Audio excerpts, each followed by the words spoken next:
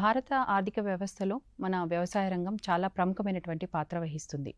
ఈ వ్యవసాయ రంగం మరియు దాని అనుబంధ రంగాల ద్వారా దాదాపుగా 18.3% దేశ స్థూల జాతీయోత్పత్తికి వీటి వాటా ఉంది.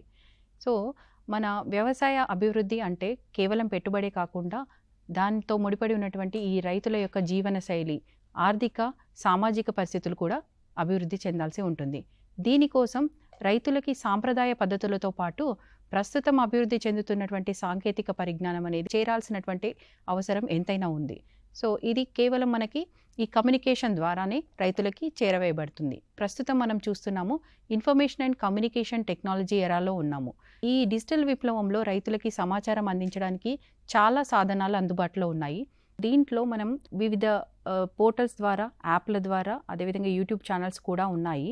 అదేవిధంగా టీవీ ఛానల్స్లో చూసుకున్నట్లయితే కనుక టీశాట్ రైతు మిత్ర ప్రోగ్రాం మనకి సోమవారం అదేవిధంగా శనివారం 4 నుంచి 5 గంటల వరకు రైతులకి శాస్త్రవేత్తలు అందించేటువంటి సాంకేతిక సమాచారం వివరంగా అందించడానికి ఈ ప్రోగ్రాం అందుబాటులో ఉంది.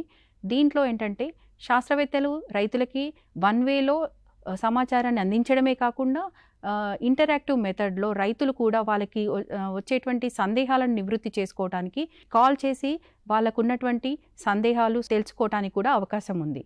దీంతో ఏంటంటే వ్యవసాయంలో పరిశోధనలు చేసి వచ్చినటువంటి పరిశోధన ఫలితాలనే రైతులకి అందించడానికి అవకాశం ఉంది. అదేవిధంగా చాలా వరకు ప్రస్తుతం ఉన్నటువంటి సమకాలీన అంశాలపైనే ఈ చర్చ జరగడం ఉంటుంది.